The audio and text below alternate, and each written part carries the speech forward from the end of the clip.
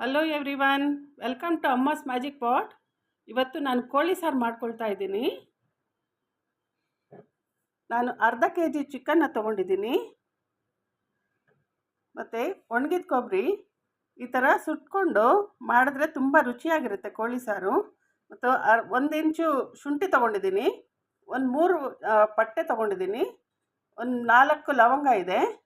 ಮತ್ತು ಇದು ಈರುಳ್ಳಿ, 2 ಸಣ್ಣ ಈರುಳ್ಳಿ ಈ ಥರ ಫ್ರೈ ಮಾಡ್ಕೊಂಡಿದ್ದೀನಿ. ಕರಿಬೇವಿನ ಸೊಪ್ಪು ಹಾಕಿ ಎಣ್ಣೆ ಹಾಕಿ ಫ್ರೈ ಮಾಡ್ಕೊಂಡಿದ್ದೀನಿ. ಮತ್ತು ಇದು 2 ಸ್ಪೂನ್ ಧನಿಯಾ, ಮತ್ತು ಅರ್ಧ ಸ್ಪೂನ್ ಅರಿಶಿನ, 1 ಸ್ಪೂನ್ ಖಾರ, ಮತ್ತು ಕರಿಬೇವಿನ ಸೊಪ್ಪು ಒಗ್ಗರಣೆಗೆ. ಈಗ ಎಣ್ಣೆ ಹಾಕ್ಕೊಳ್ಳೋಣ. 1 ಸ್ಪೂನಷ್ಟು ಎಣ್ಣೆ ಹಾಕ್ಕೊಂಡಿದ್ದೀನಿ. ಎಣ್ಣೆ ಕಾದ್ಮೇಲೆ ಸಾಸಿವೆ ಹಾಕ್ಕೊಳ್ಳೋಣ.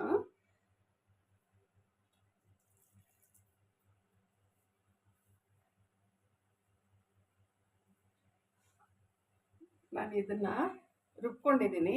ನಾನು ಆವಾಗಲೇ ತೋರಿಸಿದ್ನಲ್ಲ, ತೆಂಗಿನಕಾಯಿ, ಕೊಬ್ಬರಿ, ಚಕ್ಕೆ, ಲವಂಗ, ಶುಂಠಿ ಎಲ್ಲನೂ ತೋರಿಸಿದ್ನಲ್ಲ, ಅದು ಎಲ್ಲ ಹಾಕ್ಕೊಂಡು ಖಾರದ ಪುಡಿ, ಮಸಾಲೆ ಪುಡಿ, ಧನಿಯಾ ಪುಡಿ, ಅರಿಶಿನ ಎಲ್ಲ ಹಾಕ್ಕೊಂಡು ರುಬ್ಕೊಂಡಿದ್ದೀನಿ.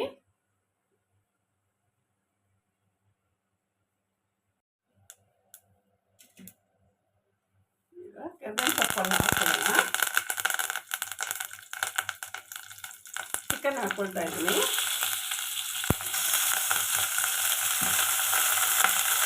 ನಾನು ಮೀಡಿಯಮ್ ಆಗಿ ಕಟ್ ಮಾಡ್ಕೊಂಡಿದ್ದೀನಿ ಚಿಕನ್ನು. ಇಲ್ಲಿ ಯಾವ ಥರ ಸಣ್ಣ ಪೀಸ್ ಬೇಕು ಅಂದರೆ ಸಣ್ಣದು ಹಾಕ್ಕೊಳ್ಬೋದು, ಇನ್ನೂ ದಪ್ಪ ಪೀಸ್ ಬೇಕು ಅಂದರೆ ದಪ್ಪದ ಹಾಕ್ಕೊಳ್ಬೋದು.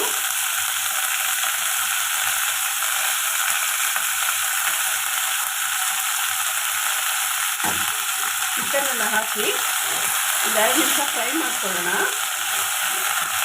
ಈ ಥರ ಎಣ್ಣೆಯಲ್ಲಿ ಫ್ರೈ ಆದರೆ ಚೆನ್ನಾಗಿರುತ್ತೆ, ಅದರಲ್ಲೇ ನೀರು ಬಿಟ್ಕೊಡುತ್ತೆ. ನೋಡಿ, ಈ ಥರ 2 ನಿಮಿಷ ಫ್ರೈ ಮಾಡ್ಕೊಳ್ತಾ ಇದ್ದೀನಿ.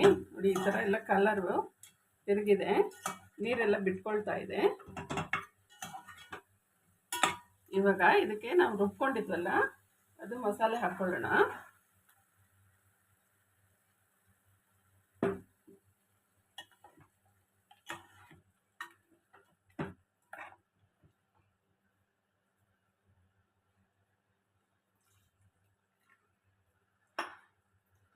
ಜಾರ್ಗೆ ಸ್ವಲ್ಪ ನೀರು ಹಾಕ್ಕೊಳ್ತಾ ಇದ್ದೀನಿ.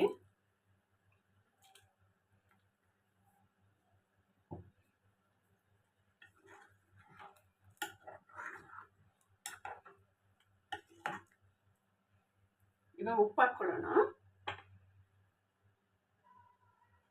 ರುಚಿಗೆ ತಕ್ಕಷ್ಟು ಉಪ್ಪು ಹಾಕ್ಕೊಳ್ಳಿ.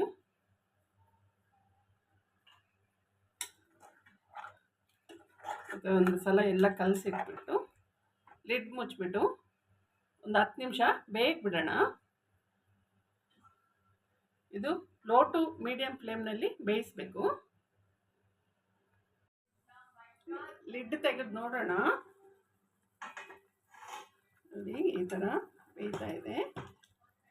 ಚಿಕನ್ ಬೆಂದಿದೆಯಾ ಇಲ್ವ ಅಂತ ನೋಡೋಣ.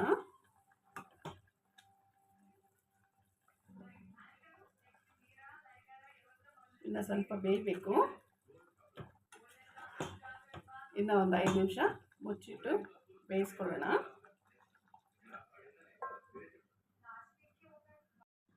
ಲಿಡ್ ತೆಗೆದು ನೋಡೋಣ ಚಿಕನ್ ಬೆಂದಿದೆಯಾ ಅಂತ. ನೋಡಿ, ಸಾರೆಲ್ಲ ತುಂಬ ಚೆನ್ನಾಗಿ ಬಂದಿದೆ. ಚಿಕನ್ ನೋಡೋಣ, ಬೆಂದಿದೆ. ಇವಾಗ ಸ್ಟವ್ ಆಫ್ ಮಾಡಿಕೊಂಡು ಸರ್ವಿಂಗ್ ಬಾಕ್ಸ್ ತೊಗೊಳ್ಳೋಣ.